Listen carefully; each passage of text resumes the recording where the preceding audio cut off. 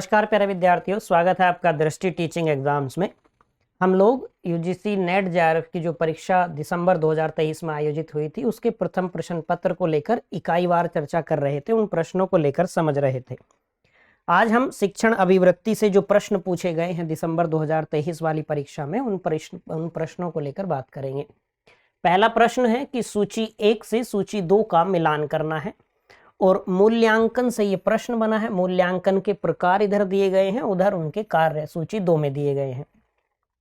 पहला है स्थानन मूल्यांकन, निर्माणात्मक मूल्यांकन, संकलनात्मक मूल्यांकन, निदानात्मक मूल्यांकन। यदि आपने शिक्षण अभिवृत्ति वाली कक्षा की होगी तो हमने मूल्यांकन के प्रकार को लेकर बहुत विस्तार से बात की है।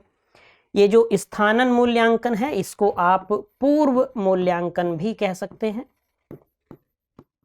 इसको पूर्व मूल्यांकन के नाम से भी जाना जाता है, या आप इसको कह सकते हैं कि ये प्रारंभिक मूल्यांकन है। ठीक है। फिर निर्माणात्मक को लेकर संकलनात्मक जो वर्ष के अंत में परीक्षा होती है, निदानात्मक मतलब डायग्नोस्टिक इवैल्यूएशन की बात है। ये हमने बात की है कि जिसमें विद्यार्थियों के अधिगम में जो कठिनाइयां हैं पहले उनको डायग्नोस करना है, उनके मूल्यांकन में इस बात को ध्यान रखा जाता है, तो उसको क्या कहा जाता है? निदानात्मक मूल्यांकन। जैसे हमने कक्षा में डॉक्टर वाला उदाहरण लिया था कि हम डॉक्टर के पास जाते हैं तो सबसे पहले डॉक्टर क्या करते हैं कि हमारी बीमारी को, जो हमें रोग है, उसको लेकर कोई टेस्ट कराते हैं, यानी कि वो उस समस्या को डायग्नोस करते हैं, उसके बाद में उपचार शुरू होता है। तो ये क्या है? निदानात्मक मूल्यांकन, जिसमें विद्यार्थियों के अधिगम संबंधी जो त्रुटियां हैं, जो कमियां हैं, उनको पहले पता किया जाता है कि ये दिक्कत आ कहाँ रही है, समस्या किस कारण से है, किस वजह से है। ठीक है। दूसरी सूची में उनके कार्य दिए गए हैं। अब पहले यदि बात करें स्थानन मूल्यांकन या पूर्व मूल्यांकन या प्रारंभिक मूल्यांकन भी आप कह सकते हैं, ये क्या होगा? शिक्षण अनुदेशन की अवधि में विद्यार्थियों की अधिगम प्रगति को मॉनिटर करना? नहीं। विद्यार्थियों के अधिगम में कमजोरियों के अंतर्निहित कारणों को जानना? नहीं। प्रवेश व्यवहार को जानना? ये बात आप कहेंगे कि हाँ, आरंभिक मूल्यांकन में, प्रारंभिक मूल्यांकन में, या पूर्व मूल्यांकन में, या स्थानन मूल्यांकन में आप क्या कह सकते हैं? प्रवेश व्यवहार को जानना। बिंदु स्पष्ट हुआ। दूसरा है निर्माणात्मक मूल्यांकन। अब ये तो आप आराम से इसको बता सकते हैं, बिंदु स्पष्ट हो गई, ये तो आप आराम से जान सकते हैं। निर्माणात्मक मूल्यांकन में क्या कहेंगे कि भाई शिक्षण अनुदेशन की अवधि में विद्यार्थियों की अधिगम प्रगति को मॉनिटर करना। सहजता के साथ आप पहुंच जाएंगे। बी का क्या हो जाएगा? 1 हो जाएगा। संकलनात्मक मूल्यांकन हमने बात की कि जब कोई कार्यक्रम, कक्षा कार्यक्रम समाप्त हो जाता है तो जब वर्ष के अंत में हम परीक्षा लेते हैं विद्यार्थियों की और उनका मूल्यांकन करते हैं, इसको योगात्मक मूल्यांकन भी आप कह सकते हैं। तो संकलनात्मक मूल्यांकन का क्या हो जाएगा? एक शैक्षणिक वर्ष या प्रोग्राम या पाठ्यक्रम के अंत में शिक्षार्थी को प्रमाणित करना, उनकी परीक्षा लेना, परीक्षा के बाद उनका मूल्यांकन करना कि इनके अधिगम की प्रगति कैसी है। निदानात्मक मूल्यांकन तो हमने अभी बात की, विद्यार्थियों के अधिगम में कमजोरी, त्रुटि या कमियां जो है उनकी अंतर्निहित कारणों को जानना, डायग्नोस करना। ये डायग्नोस्टिक इवैल्यूएशन को लेकर बात है। ये मूल्यांकन से प्रश्न बना था। तो क्या ए का हम कहेंगे 3, बी का 1, सी का 4 और डी का 2। ए का 3, बी का 1, सी का 4, डी का 2। सही विकल्प क्या हो जाएगा आपका? डी। बिंदु स्पष्ट हुआ। तो मूल्यांकन के बारे में जो हमने कक्षा में पढ़ा था वहां से ये प्रश्न आसानी से हल हो सकता है, आपने किया भी है। अगला प्रश्न है, नीचे 2 कथन दिए गए हैं। पहला कथन है स्वयं प्रभा पाठ्यक्रम टीवी पर प्रसारित किए जाते हैं। दूसरा कथन है मूक्स केवल अंग्रेजी में उपलब्ध हैं। उपयुक्त कथनों के आलोक में नीचे दिए गए विकल्पों में से सही उत्तर का चयन कीजिए। हमने मूक्स के बारे में बहुत विस्तार से बात की है, उसमें एनरोल करने के जो स्टेप्स हैं उनको लेकर भी बात की है। एक बिंदु हमने वहां ये नोट किया था कि ये कई भाषाओं में उपलब्ध है। हमने स्वयं को लेकर, स्वयं प्रभा को लेकर बहुत विस्तार से पढ़ा है। तो उन विद्यार्थियों ने इस प्रश्न को बहुत सरलता के साथ में हल किया। तो पहला कथन तो सही है कि स्वयं प्रभा पाठ्यक्रम टीवी पर प्रसारित किए जाते हैं। दूसरे में ये कह रहा है केवल अंग्रेजी में उपलब्ध है। जी नहीं, मूक्स कई सारी विभिन्न भाषाओं में उपलब्ध हैं। बिंदु स्पष्ट हुआ। तो पहला सही है, दूसरा गलत है। तो कथन एक सत्य है और कथन दूसरा गलत है। सही विकल्प क्या हो जाएगा आपका? सी। बिंदु स्पष्ट हुआ आसानी से, कोई दिक्कत नहीं आएगी। चलिए अगला नीचे दो कथन दिए गए हैं। पहला कथन है किशोर स्व अभिज्ञान यानी कि सेल्फ रिकॉग्निशन वाली बात है के प्रति अत्यंत अभिमुख होते हैं और अपनी पहचान की स्पष्ट अनुभूति रखते हैं। ये ध्यान रखना है किसकी विशेषताओं के बारे में बात है, किशोर। ये जो हमने विकास की विभिन्न अवस्थाओं के बारे में शिक्षण अभिवृत्ति पढ़ते समय बात की थी, शैशवावस्था की विशेषताओं को लेकर पढ़ा था और उनका जो शिक्षा का स्वरूप है उसको लेकर बात की थी। बाल्यावस्था में उस अवस्था की विशेषताओं को लेकर, शिक्षा के स्वरूप को लेकर बात की थी कक्षा में। और ऐसे ही जो किशोरावस्था है उसकी क्या विशेषताएं हैं और उस समय शिक्षा का स्वरूप कैसा होना चाहिए, ये बात हमने की थी। ये पढ़ते समय मैंने कक्षा में भी आपसे ये कहा था कि हमारा जो प्रश्न बनेगा वो किशोर से बनेगा, लेकिन किशोर के बारे में व्यावहारिक जानकारी होने के लिए हम क्या करेंगे, शैशवावस्था के बारे में भी सामान्य जानकारी प्राप्त कर लेंगे और बाल्यावस्था के बारे में भी। तो प्रश्न हमारा किशोर से बना है। पहला कथन हमसे कहता है कि किशोर सेल्फ रिकॉग्निशन के प्रति अत्यंत अभिमुख होते हैं और अपनी पहचान की स्पष्ट अनुभूति रखते हैं। दूसरा कथन क्या कहता है, किशोर संबंधों को देखने और बढ़ती जटिलता तथा कठिनाई की समस्याओं के समाधान की क्षमता विकसित करने हेतु अभिमुख होते हैं। तो आप देखेंगे ये जो स्व अभिज्ञान वाली बात है कि स्व अभिज्ञान के प्रति अत्यंत अभिमुख होते हैं, अधिगम के दृष्टिकोण से हमने बात की थी कि जो किशोरावस्था है ये बहुत कठिन काल है और इस अवस्था की विशेषताओं में हमने ये बात की थी कि इस समय क्या होता है, किशोर का जीवन कैसा होता है, वो संवेगात्मक जीवन होता है। व्यवसाय के चयन को लेकर बहुत चिंता में रहता है, मुझे आगे जाकर क्या करना है, मुझे क्या करना है आगे, करियर विकल्प को लेकर, व्यवसाय को लेकर वो बहुत चिंता में रहता है। उसके अंदर स्थायित्व का अभाव होता है, उसके अंदर समायोजन का अभाव होता है। बात समझ पाए? तो सेल्फ रिकॉग्निशन वाली बात क्या हो जाएगी, गलत हो जाएगी। बिंदु स्पष्ट हुआ। दूसरी बात क्या हो जाएगी, संबंधों को देखने, बढ़ती जटिलता तथा कठिनाइयों की समस्याओं के समाधान की क्षमता विकसित करने हेतु अभिमुख होते हैं, क्योंकि वो जो आत्मनिर्भरता वाली बात है जो बाल्यावस्था से शुरू हो जाता है कि बच्चे को ये लगता है कि अब मैं बड़ा हो गया हूं, मैं अपने कार्य स्वयं कर सकता हूं। तो वहां से अच्छा शैशवावस्था से ही उसके समाजीकरण की प्रक्रिया चल रही है, ये बात हमने कक्षा में की है कि उसके सोशलाइजेशन का प्रोसेस चल रहा है।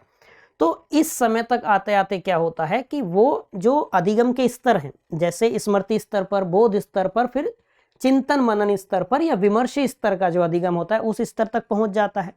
विमर्शी स्तर पर पहुंचने का अर्थ ये होता है कि अब बालक क्या करेगा, वो समस्या का समाधान प्रस्तुत कर सकता है। क्यों कर सकता है? क्योंकि उसके पास अब स्वयं के मौलिक विचार हैं, उसके खुद के विचारों का विकास हुआ है। बात समझ आ रही है आपको यहां तक की? तो आपको किशोरावस्था की जो कुछ विशेषताएं हैं वो ध्यान रखनी है, जैसे शारीरिक परिवर्तन, मानसिक परिवर्तन हो गया, स्थायित्व की भावना का अभाव हो गया, समायोजन की भावना का अभाव होता है, ये हो गया, संवेगात्मक जीवन रहता है, रुचियों में निरंतर परिवर्तन होता है कि भाई किशोर, क्योंकि स्थायित्व की भावना नहीं है, अभी स्थायित्व नहीं, स्टेबिलिटी नहीं है। किसी को देखा, किसी डॉक्टर को देखा, उससे प्रभावित हो गया कि मुझे डॉक्टर बनना है। फिर उसने किसी वकील को देख लिया, उसको लगा कि मुझे वकील बनना है। किसी प्रोफेसर को अपने को देखा, उनसे प्रभावित हुआ कि मुझे प्रोफेसर बनना है। उसने वर्दी में किसी को देख लिया कि लगा मुझे तो ये ही बनना है। बात समझ पा रहे? तो होता क्या है कि उसकी रुचियों में निरंतर परिवर्तन होता रहता है, क्योंकि ये वो अवस्था है जिसको अधिगम के दृष्टिकोण से बहुत कठिन काल कहा जाता है। क्योंकि जितने शारीरिक परिवर्तन हो रहे हैं, हार्मोनल चेंज है, वो केमिकल में भी तो बदलाव आ रहा है, काम भावना का विकास होता है, उसके जो संवेग हैं, चाहे सुखद संवेग हो चाहे दुखद संवेग हो, वो अपने चरम पर रहते हैं। तो संवेगात्मक जीवन होता है, बहुत अधिक भाव विभोर होता है। यही वो समय है जिस समय करियर को लेकर वो बहुत चिंताग्रस्त रहता है। फिर किसी को विपरीत लिंग के प्रति आकर्षण वाला भाव जो होता है वो प्रबल होता है, क्योंकि भावनाएं इस समय पूरे अपने चरम पर होती हैं, उसकी जो संवेग हैं वो चरम पर होते हैं। तो किसी से प्रेम होना वो भी इसी अवस्था में, व्यवसाय को लेकर, अपने करियर विकल्प को लेकर चिंता होना वो भी इसी अवस्था में। तो इस अवस्था की ये विशेषताएं हैं। और आप कह सकते हैं जैसे बुद्धि का अधिकतम विकास। अब ये बुद्धि के अधिकतम विकास वाली तो बात है, बुद्धि का अधिकतम विकास। हालांकि जब हम मस्तिष्क के तोल की बात करते हैं तो वो तो अधिकतम विकास मस्तिष्क का 6ठे वर्ष तक हो जाता है। लेकिन वो जो व्यवस्थित रूप में, या आप ये कह लीजिए कि जो सुसंगठित रूप में होता है, वो तो निरंतर प्रक्रिया आगे चलती रहती है। बात समझ पाए? विकास के क्रम में छठे वर्ष तक मस्तिष्क अपना जो आकार है, अपना जो तौल है, वो पूरा कर लेता है, लेकिन वो व्यवस्थित रूप में संगठित होता है, सुसंगठित होता है, उसकी निरंतर प्रक्रिया चलती रहती है। तो बालक के अंदर कि भाई जो समस्या आ रही है, उस समस्या का समाधान प्रस्तुत करने की जो क्षमता है, वो यहां तक उसके पास आनी शुरू हो जाती है, अर्जित कर लेता है वो। बात समझ पाए? आप पाएंगे किशोरों में, आप व्यवहारिक उदाहरण अपना ले लीजिए, ऐसी बहुत सारी समस्याएं आपके सामने आई होंगी जो आपने अपने घर तक नहीं बताई होंगी, या अपने परिवार वालों को जिस समस्या में, अपनी निजी व्यक्तिगत समस्या में परिवार वालों को इन्वॉल्व नहीं किया होगा। बिंदु स्पष्ट हुआ? तो ये दूसरा कथन क्या कहता है कि किशोर संबंधों को देखने और बढ़ती जटिलता तथा कठिनाई की समस्याओं के समाधान की क्षमता विकसित करने हेतु अभिमुख होते हैं। दूसरा कथन क्या हो जाएगा? सत्य हो जाएगा, यानी कि कथन 1 गलत है, कथन 2 सही है, विकल्प डी आपका सही हो जाएगा। बात स्पष्ट हो गई यहां तक की? अगला प्रश्न देख लेते हैं। अगला प्रश्न है, निम्नलिखित में से कौन सी प्रभावी शिक्षण हेतु मूलभूत आवश्यकता है? कक्षा में प्रभावी शिक्षण को लेकर हमने बहुत विस्तार से बात की है। इस प्रश्न के सही विकल्प का चयन आप कर लीजिए। पहला विकल्प आपसे कहता है विद्यार्थियों के बीच व्यक्तिगत भिन्नताओं की उपेक्षा करना, जबकि शिक्षक के लिए क्या आवश्यक है कि व्यक्तिगत भिन्नता के अनुसार शिक्षण विधि भी हो, व्यक्तिगत भिन्नता के अनुसार शिक्षा दी जाए। ये हमने बात भी की है कि किशोरावस्था में जो शिक्षा का स्वरूप है, उसमें जैसे हमने बात की थी कि सामान्यतः क्या होता है, हर कक्षा में आपको देखने को मिलेगा विद्यार्थियों के 3 स्तर होते हैं सामान्यतः। एक होता है प्रखर बुद्धि के विद्यार्थी, दूसरा औसत बुद्धि के विद्यार्थी, और औसत से कम बुद्धि के विद्यार्थी। मैंने कई बार आपसे ये बात की है।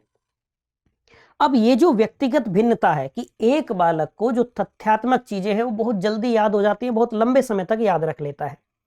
दूसरा बालक ऐसा है जिसको तथ्यात्मक चीजें याद नहीं होती तुरंत, लेकिन यदि उसको कोई सिद्धांत समझाया जाएगा तो वो उसको बहुत आसानी से समझ लेगा और बहुत लंबे समय तक उसको ध्यान भी रख लेगा, दीर्घकालीन अधिगम कर लेगा उस चीज का। तो ये क्या हुआ? ये दोनों के बीच में व्यक्तिगत भिन्नता हो गई। दूसरा आप ऐसे समझ लीजिए, जो हमने कक्षा में भी उदाहरण लिया था कि एक बालक ऐसा है जिसको एक बार शिक्षक कोई सिद्धांत समझाते हैं, उसको आसानी से समझ में आ जाता है एक बार में ही।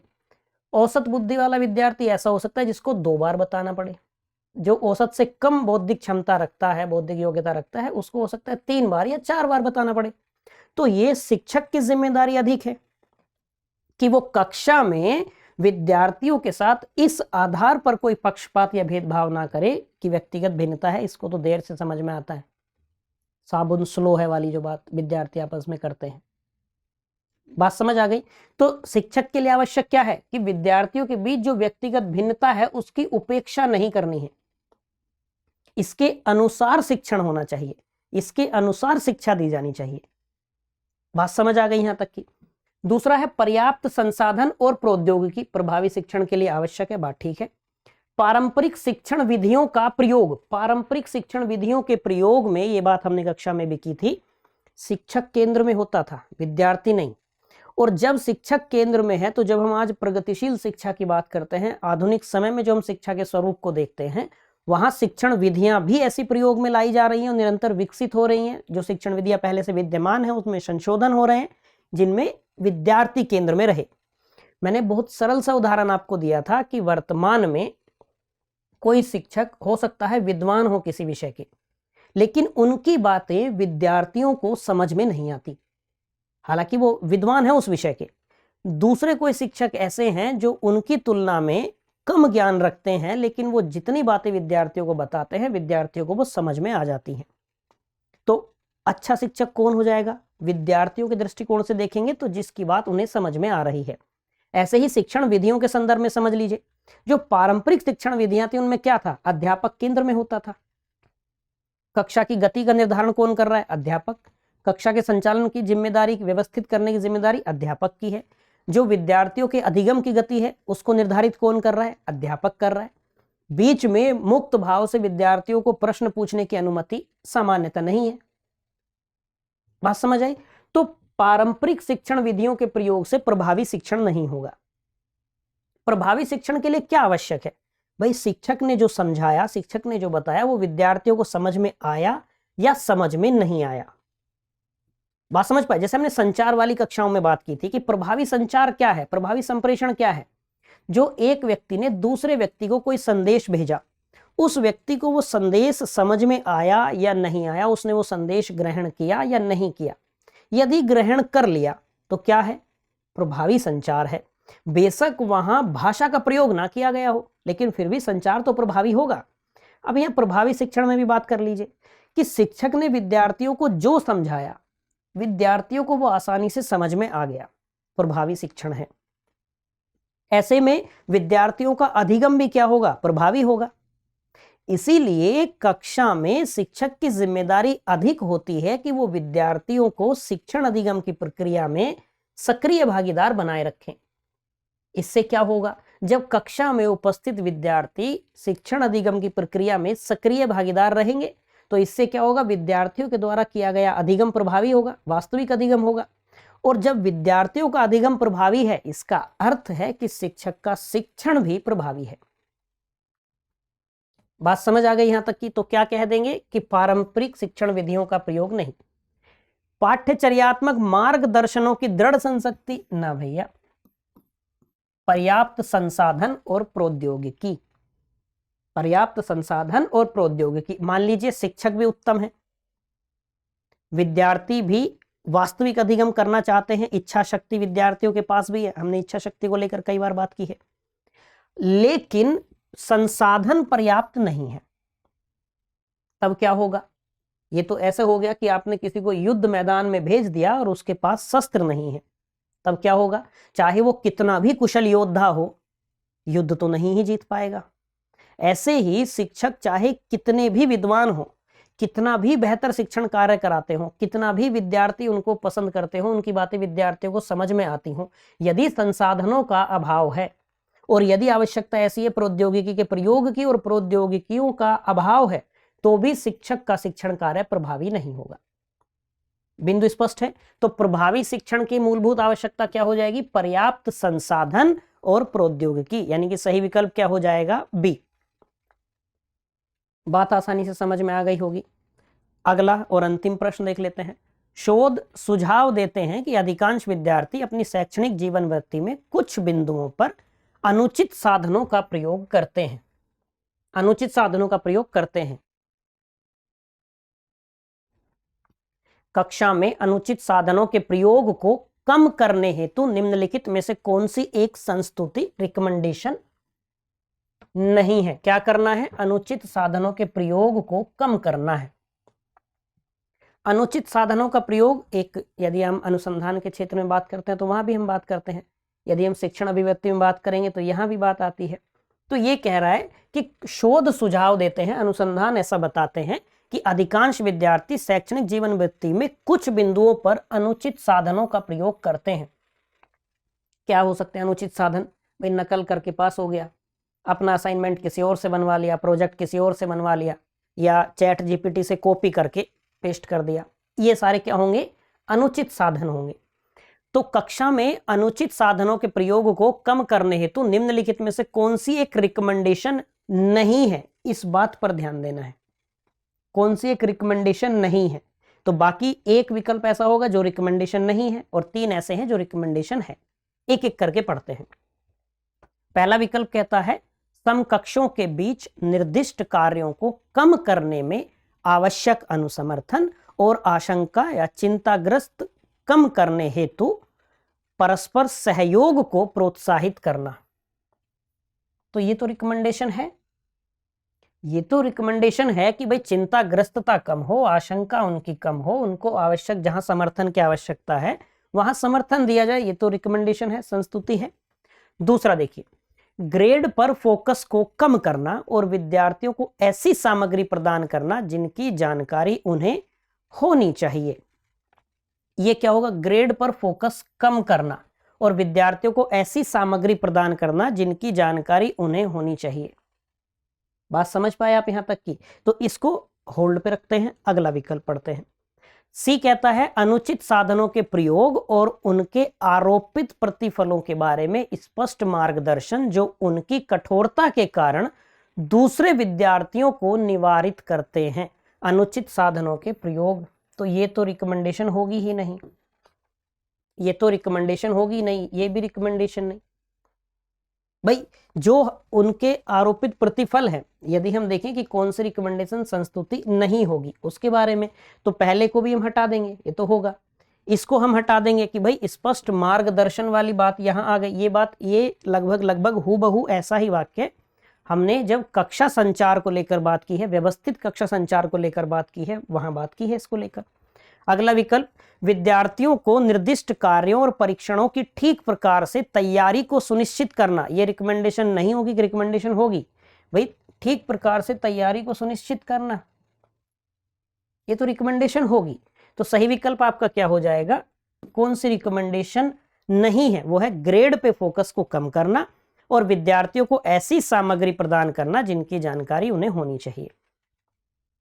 बात समझ में आई होगी यहां तक की? ये यहां थोड़ा सा कंफ्यूजन आई थी, विद्यार्थी जो पेपर देके आए थे कि सर इसको नहीं ध्यान में देखा। होता क्या है कि कक्षा संचार से प्रश्न पूछ लिया तो विद्यार्थी अति उत्साहवाद का शिकार हो जाते हैं कि ये तो वहीं से आ गया जो मैंने पढ़ा था, लेकिन प्रश्न को समझना है। मैं बार बार यही कहता हूं कि अभ्यास करते समय भी प्रश्न को समझना अधिक चुनौतीपूर्ण है। बिंदु स्पष्ट हुआ? मैं ये उम्मीद करता हूं कि आपको शिक्षण अभिवृत्ति से जो प्रश्न पूछे गए थे वो समझ में आए होंगे कि प्रश्न कहां से पूछे जा रहे हैं, कैसे प्रश्न आपसे पूछे जा रहे हैं। आपको व्यावहारिक ज्ञान अपेक्षित है, कौन से बिंदु ऐसे हैं जहां से निरंतर प्रश्न पूछे जा रहे हैं। आज के लिए इतना ही रखते हैं, मिलते हैं आपसे अगली क्लास में किसी अगली इकाई के प्रश्नों के साथ। Till then bye bye, have a nice day.